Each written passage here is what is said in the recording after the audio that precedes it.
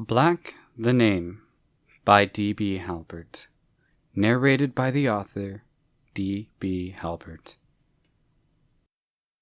Chapter 2. Suffering Alone. Sudden silence sweeps softly around Elizabeth. All the small child can see is cast beneath a suffocating darkness. The sky exists in a state of pure black. The horizon sits as a flat ring where the gray, empty landscape meets the desolate sky. Two bodies lay on the ground of gray, powdery, sand-like dust, being the only sources of movement or even sound for miles. Elizabeth weeps softly over the slowly heaving body of Bartholomew. "Father! Father, I am so sorry!"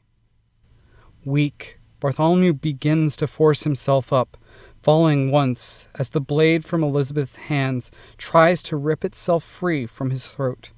But pure in heart, driven with an almost divine need to speak to Elizabeth one last time, he lifts himself to his knees, setting his hands upon the girl's shoulders, with an instructing command in his voice that superimposes itself over the gurgling of the hole in his throat.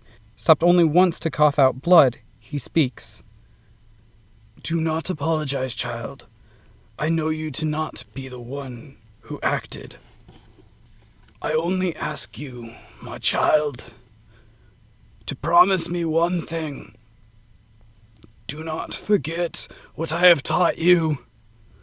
Do not fall from the light of Archangel." The strained words leave Bartholomew's mouth, and so does the last of his final breath. The man's body goes limp in the arms of the distraught Elizabeth. Tears and blood pool, caking with the fine gray powder of the ground. Without a visible source of light, the landscape around the weeping girl still sits softly illuminated in dim white radiance with the intensity of a candle's flicker. The soft shadows falling from Elizabeth, Bartholomew, and the puddle of blood and tears wisp together once again as the shadows had in the cellar, and the orb of flesh given the name Boop materializes once more over the sobbing, blood-drenched Elizabeth. Like a small canine companion, Boop lowers down under the young, weak Elizabeth's right arm, lifting to pull her from the lifeless body of the priest, Father Bartholomew. Visibly exhausted from the stress of the transpired events, Elizabeth stands with Boop's aid, her hands slipping almost lifeless from the blood-soaked leather of the evil blade's hilt, letting it rest in Bartholomew's throat. Slow steps crunch under Elizabeth as Boop draws her gently away from the corpse, her feet sinking into the gray powder that scrawls across the ground out to the horizon like an inch of sand on a hard stone foundation. The shifting of the particles underfoot of the gray sediment releases a noise eerily similar to that of crunching snow and grinding bone. Elizabeth's legs only hold enough strength to carry her a short distance before collapsing underneath her. "He's dead!" Tears return to her eyes, dripping onto the gray powder where they coagulate with dripping blood, making a lump-filled paste that cakes onto the young girl's hands and knees. The whimpering of the lost Elizabeth is abruptly ended, as her levitating alien companion begins to growl in the direction they had moved from, toward the source of a deep-throated gurgling moan, accompanied by the crunch of the strange gray powder under shifting weight. Stiff movements lift the body that once held the soul of Priest Bartholomew, its form rising to stand. In terror, Elizabeth, trembling, turns to look in the direction she had left Bartholomew's dead body. Her tear-filled eyes rise to the dead gaze of the lifeless form stood swaying, the jagged evil blade's blood-soaked hilt still piercing from his jugular, a sight which causes Elizabeth to fall back in horror. The standing corpse moans again as it takes a slow, creeping step toward the living Boop and Elizabeth. Another step from the thing that facades returned life sends Elizabeth's hand back, digging into the dust, pushing her away. Boop's growl intensifies as the thing that may have once been Bartholomew shuffles ever closer. Elizabeth, in shock and horror, finds only the ability to stammer, panicked as the strides of the undead Bartholomew push it to her faster than her scrambling can draw her away. The shambling, dead man reaches for Elizabeth, escalating Boop's growl into a bark, with one of his dancing eye stalks finding and pointing toward the man's chest.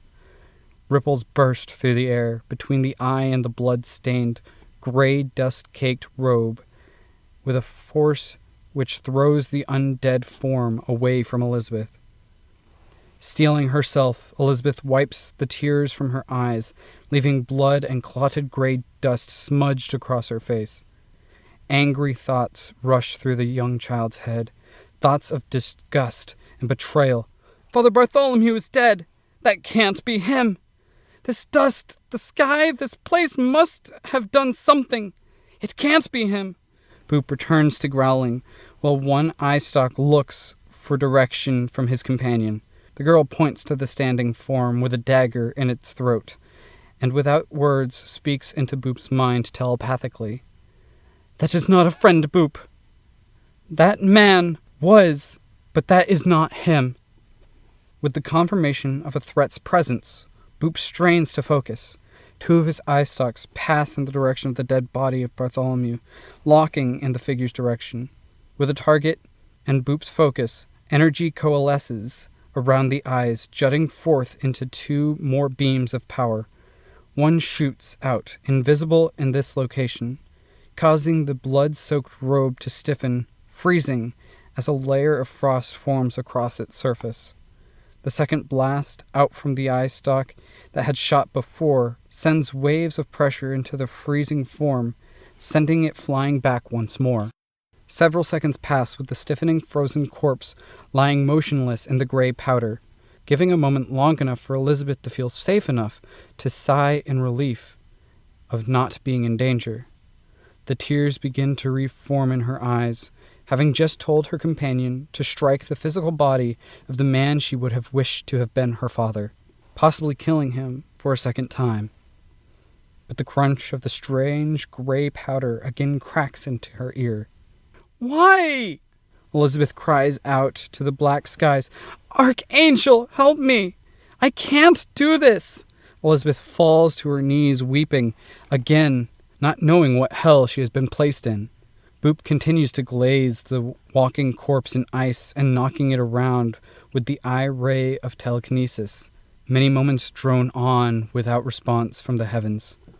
Elizabeth's calls appear to be unheard, when suddenly an alien presence that feels to have always sat in Elizabeth's mind forms, interweaving all that can exist in the stress of her thoughts. In anger at the lack of response from the deity known as Archangel, Elizabeth's fist punches the gray powdered ground. Still, with tears streaming from her eyes, Elizabeth struggles to stand, turning to the corpse. Fists caked in blood and strange gray powder rest clenched on Elizabeth's sides. And in anger, mixed with terror, the child begins to step to the undead body as Boop's beam shoves it again to the ground. A mixture of the types of adrenaline that come from fear and aggression surge Elizabeth forward, yelling at the being. "The Archangel is a good God that advocates for life. Though I cannot hear the Protector now, Bartholomew taught me his commandments. And while life is sacred, so is death. You are a being that defiles that process. Before he died, Bartholomew told me to remember his teachings, and though it is not one to kill, you are already dead, so I couldn't kill you, only destroy that which shouldn't be." Boop's rays flip the corpse over, and before he can shoot more frost onto the being's flesh, Elizabeth jumps, straddling onto the frozen cadaver. In a blur of pure emotion, Elizabeth rends the serrated dagger from the slit in the figure's throat, stabbing it several times into it before she begins to saw through it and the spine. Desperately, the undead man claws at the small child's sides, pulling and tearing at the cloth that gowns her. The small amount of blood that still fills the flesh of the form flows from the tearing throat, spraying up and across Elizabeth's front. Several gruesome minutes pass of Elizabeth sawing through the neck of the figure that once was Bartholomew. Not a moment in this time passes that the tears falling from the child's eyes are not becoming more painful and intense. It is sudden, the snap of the last bit of spinal cord breaking under the force of the sawing serrated blade, and stillness comes, with Bartholomew's arms dropping from clawing into Elizabeth's side, and into the dust with the severing of his head from his body. Physically and emotionally exhausted, Elizabeth hunches, trembling over Bartholomew, a man she would have wished to be her father, a man who was her mentor, who saved her life when she escaped her parents, who she has killed now, twice. Elizabeth's sky-blue hair falls tangled from the young girl's head, draping over her butchery. Her doing, knotted and caked in blood. The gray wasteland sits for a second that feels like hours, completely void of any sound other than that of pained sobbing. But the silence is broken suddenly as the head of Bartholomew lets forth a gurgling yell. The pulsing ray shoots once more from Boop, launching the head out from under Elizabeth, whose only reaction is to scream in terror at the sudden outburst. In the distance, the head impacts with the ground, releasing a grinding thump, which sends a cloud of dust out around it. Silence comes again as Elizabeth's scream stops. Gritting her teeth and clenching her fist around the leather of the knife handle, Elizabeth begins to stand, communicating with Boop again through her mind. "We can't stay here." On her feet, the small girl begins walking directly away from the point of impact from the thrown head, no longer crying. The floating orb of fleshy eye stalks blasts the decapitated corpse one last time for good measure, before joining Elizabeth, floating close behind her just at her side. The crunch of the dust underfoot grows as a monotonous tempo from Elizabeth's steps. Shallow trenches from each footfall remain ever straight in the direction of the dead Bartholomew. The air sits stagnant as it tombs with the ever-present scent of eras of decay, emerging and lingering with each grinding step. The horizon remains ever flat, completely across Elizabeth's vision, just consuming Bartholomew's corpse after what feels to be more than an hour of walking. Each step pushes forward the tired, lost child, with each pained breath drawing dry, dead air into her lungs. Bartholomew's body only just drops beyond the horizon when the floating orb Boop lets out a yawn, smacking his mouth as both he and Elizabeth grow ever more tired. The young girl, having been waked during the night by the events that brought her here, feels the growing need for rest. "I don't know. I don't think I can go any further right now, Boop. Let's rest here," Elizabeth explains, yawning herself and placing the evil blade, still gripped tightly in a blood-soaked fist, into the dust. The child curls up in an attempt to find sleep. Joining her like a pet to its master's side, Boop's vertical center eye closes to rest while the 4 eye stalks keep vigilant watch over the two in their sleep. Hours more pass in the dead silent, cold, lifeless air, and though not having a great effect on Boop or Elizabeth, the illuminating glow that flickers without a visible source dims softly until the young girl and her pet lay in absolute black, an environment eerily familiar to the young Elizabeth, which merely limits her and her companion's sight, where most would be blind.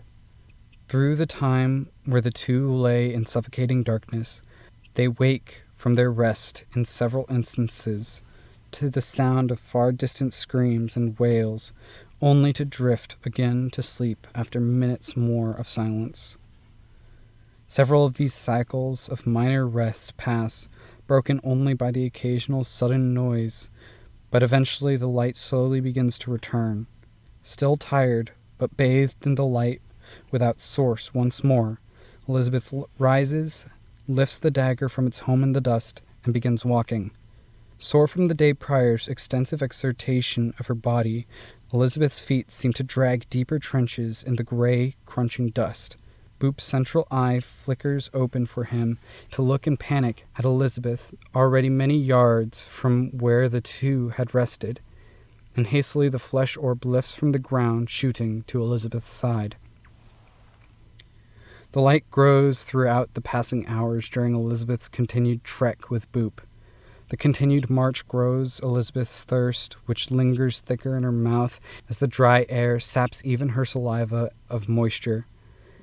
It is at the point that Boop begins to moan and complain of his thirst, and that the light ever present grows to its brightest, that the horizon in the distance begins ascending and breaking into a hilly landscape, growing ever higher the more steps taken in the one direction.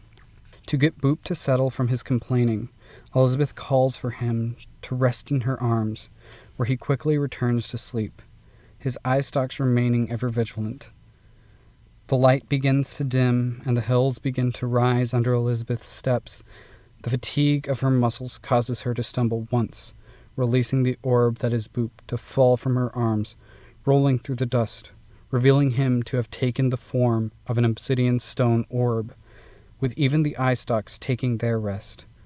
Quickly finding her feet, Elizabeth rushes to the sphere, and picking it up, acts as though caring for a crying child.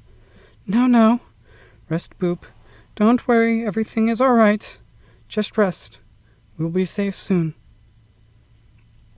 Curling in a ball, with the small obsidian orb in her grasp, Elizabeth drifts to sleep on the slope of an unnamed hill in a land to which she knows not the name. In rest, the spiraling images of her dreams would drive anyone other than Elizabeth to insanity as they twist and turn, but for her, they morph, spewing memories from her past into her mind. The pain of the stretching rack, a device that was supposed to force from her some kind of latent power, surges through the young Elizabeth's weak, resting form from the overexertion of the eve and day past. She cringes, tightening her hold on the small orb of Boop, as the images in her mind flash to the prods used in the words of the followers of those who would call her daughter, excavate the latent energies within her form, dig into her flesh. The black returns across the landscape, and Elizabeth tosses and turns in crunching dust through her sleep, and in the oddity of the strange place the resting child's blue hair begins to fade into the black of the sky, which exists blank of color. From the roots, the young girl's hair begins to blacken, to match the horizon. Distant screams again echo throughout the night, allowing Elizabeth only the smallest fraction of restful sleep, before the light begins to radiate again around her. Forcing herself awake, Elizabeth lifts Boop's obsidian form and begins walking up the broken hills towards the peak of the horizon's mountains. The thirst within Elizabeth's throat grows ever more, becoming a strong dehydration that pushes down on her, making her weak and lethargic. Yet, in the hope of finding something that could help her, the young Elizabeth pushes on. Following the edge of the slopes that have grown too steep for her to walk up, she is alone. The world around her rests in maddening silence, broken only by the grinding crunch of each desperate footfall. It is at the moment Elizabeth begins to collapse, beaten by the dry grasp of dehydration, that from the corner of her eye, some way down the sloped landscape, a small black pool rests. Knowing she might not be able to continue the next time the light returns, if she does not have any liquid soon, the notion of this pool's stillness and color doesn't cross Elizabeth's mind as she crawls in its direction. The black viscous fluid undulates as Elizabeth's exhausted hands smack the surface before piercing a coagulated sheet stretched across its surface. The liquid is cold and thick as it swallows the young girl's arms to the elbow, with no ground found at the extent of her fingertips. Drawing back with hands cupped, a thin layer of crimson fluid drips down Elizabeth's arms as she sniffs gently the collection of liquid. The familiar, unsettling smell of a fresh cut, of blood, wafts through the small girl's sinuses. She cringes, naturally recoiling from it, while dropping the cup of fluid back into the pool, almost throwing it in repulsion. The need for liquid passes through Elizabeth's mind as she smacks her dry mouth, looking to the obsidian sphere of Boop resting a few feet away before she sighs. "Boop, I found something we might be able to drink." A surge of energy darts across the surface of the orb. Purple light slices strange arcs through the obsidian shell. The purple energy fades for a second before it crumbles away into fragments that fade into shadow and smoke, revealing the familiar orb sleeping, with eye stalks retracted and all eyes closed. With the last of the obsidian shell vaporizing away, the eye stalks extend and all 5 eyes flicker open. Lifting slowly off the ground, Boop, without any form of a nose, feigns the act of sniffing the air and smacking his lips before gleefully glaring at the viscous pool. It is less than a second of eager anticipation before the whole of Boop's form shoots over to the liquid's edge, lapping it with a long, pointed tongue into his mouth. A smile comes to Elizabeth's face as she sees her companion drinking the fluid jubilantly with rejuvenated spirit. Knowing that she too needs hydration, Elizabeth returns her eyes to the dark pool, and begrudgingly she reaches again into the cool, thick, deep crimson liquid. Cupped, her hands draw back full and dripping, sending crimson snakes down her arms to leap for the ground from her elbows. Hesitantly, she brings the liquid to her mouth and takes a sip. As it hits Elizabeth's tongue, it causes her mind to race with sudden memory of the hours spent being yelled at by her birth parents as she was strung up while they attempted to teach alien chants and hymns, even further attempts to bring out some inner potential.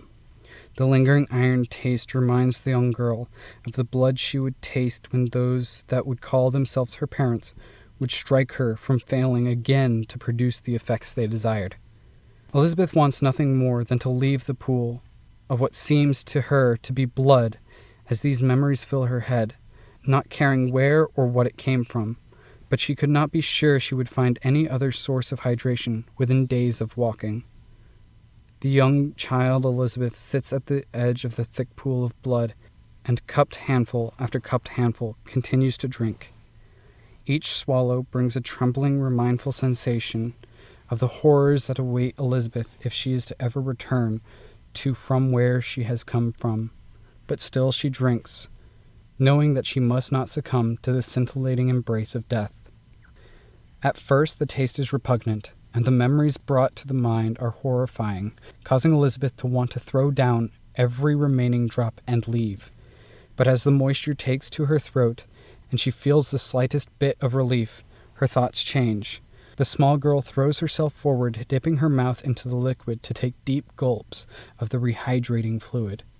The images in Elizabeth's mind switch to the days she spent playing in the yard of the temple as Bartholomew read to her. When she would fall and scrape her skin, the red fluid that would find its way to the surface enters her thoughts.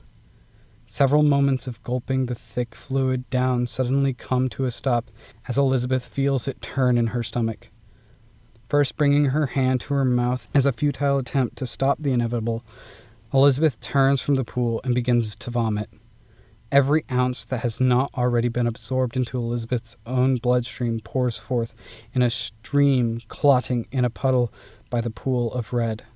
Weak again from vomiting, stomach once again empty, but feeling at least a small bit more hydrated, Elizabeth loses consciousness, with her head falling to rest on the side of the vomit puddle.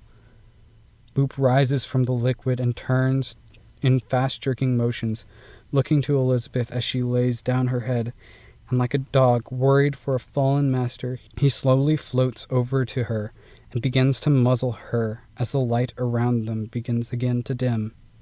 After some time of panicked checking to ensure Elizabeth's breaths continue, Boop curls up beside her to as well fall asleep. The light returns once more, and with it so does Elizabeth's consciousness. It is upon waking that her stomach growls in distress of being purely empty. Her mouth, though dry and caked the day before, now salivates with retained moisture from the blood she had drunk before vomiting. Boop raises up beside her as she forces herself to take small handfuls of blood into her stomach. With a queasy yet satiated stomach, the small girl rises to her feet, and facing the horizon she has been walking toward for each of these past cycles of light, says, "Well, at least we got a drink, Boop." And with these words, Elizabeth gestures for Boop to come for her grasp, where she has him turn again to obsidian, as to save his energy before she begins walking. The two trenches that drag behind the small girl remain ever straight as she walks again, grinding through the dust. 2 more cycles of light to darkness pass as Elizabeth walks along the edge of the mountains before a stream finds itself in their path, flowing gently from the rock face. It is the moment this meeting occurs that the young girl finds herself once again dehydrated to the point of near fainting. But having learned from the event at the pool of blood, she sits at the water's edge, taking small sips before deciding to take her rest in this place. The light fades as darkness once again consumes the world around Elizabeth, resting on the water's edge. In the still of the night, while Elizabeth stirs in her sleep within the strange powder of the ground, the flow of the river begins to split around something rising from beneath its surface. A large mass of decaying flesh pushes from the flowing water's center in Elizabeth's direction. The bursting splash of water stirs the young girl in only the smallest fraction of time to allow her the opportunity to roll out of the way of an immense mallet, larger than her, which was raised above an undead hulking form and brought down with a force that throws waves of dust upon its impact with the ground. The reek of decay peels like the soft waterlogged flesh of the hulking being, and with a growling grit it rears back, lifting the mallet for another crushing swing. Stunned with terror similar to that of a deer ahead of a coach on a dark winter's night, the young Elizabeth can only think to raise her arms before her as though she could stop the monstrous force of the impending swing. The fear that rushes through the young girl's mind and body sends a soft surge of energy through her, like that of the magic that gives Boop his form, and Elizabeth vanishes from sight. Not having moved, the small girl's form simply becomes transparent, invisible to the assailant. A cocked brow stares down at the place where Elizabeth lay. The towering undead mass, confused, releases its feeble attempt to aim, just missing the invisible child once more. Elizabeth's mind races in panic as it both screams and whispers simultaneously, "Boop, help!" without her making a sound. Instantly, the orb of obsidian vanishes physically from Elizabeth's side, as several meters away, just across the screen, a flash of familiar purple energy bursts forth, revealing into reality the floating form of an angry Boop. Growling for just a second, Boop begins to bark, gaining the hulking form's confused, almost hungry attention before a barrage of eye rays leap for the oozing figure's chest. Ice manifests with the water dripping out of the moaning form's many torn openings, strewn across its bulbous, waterlogged torso, and a pressure pushes against the newly formed solid surface. With both effects originating from the spinning eye stalks of Boop, the mass pushes on, breaking through the slow-moving water in the floating orb's direction. Reappearing on the shoreline, the small Elizabeth stands, the knife she has kept in her hand. She focuses for a split second on its blade, and it begins to glow softly, a brilliant golden light. a light with which she is more easily able to see, and she begins running downstream, ushering Boop to follow.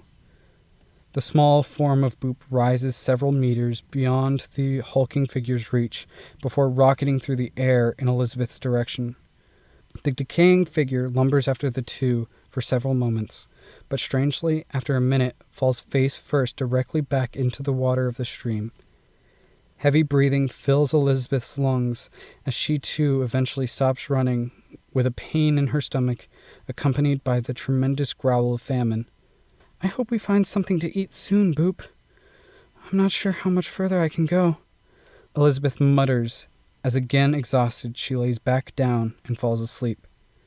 The light returns in what semblance this place has of a morning, and Boop pushes into Elizabeth to wake her.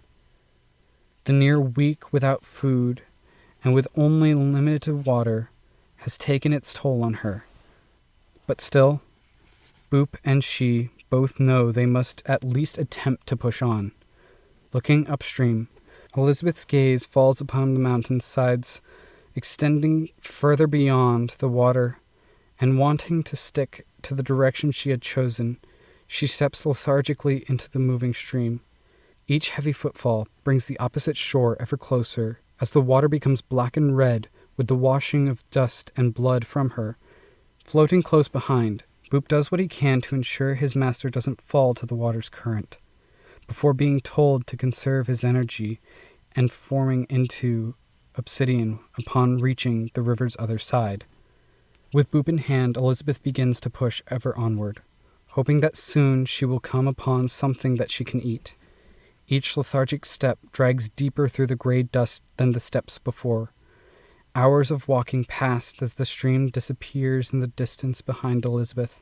While walking throughout the hours of travel, Elizabeth, only able to weakly raise her gaze for a short few moments at a time, looks occasionally to the horizon, where each time she notices that her path this cycle is not straight, straying from her intended path due to pure exhaustion. After each glance, she goes about correcting her path, before still walking forward with a staggered, swaying, painful jaunt. The light once again fades, and Elizabeth once again lays in a small ball with Boop and the knife. When the light once again returns, the small, frail child pushes herself from the ground and begins walking. Dragging again slowly across the ground, Elizabeth's vision slowly becomes blurry, and by the time the light begins to dim, the thought crosses her mind that she may not be able to continue in the morning. With the feeling of this being the last time Elizabeth will be able to walk forward, she decides instead of sleep, she should continue walking, and so she does. Several hours of walking in pure, lightless black pass as Elizabeth's vision only extends for a handful of meters before on the horizon glows a soft light, radiating from some form of wall. It is at a point that a small glowing building beyond her side of the wall becomes close enough for Elizabeth to see two figures standing within, that her vision goes black and she falls forward, passing from consciousness.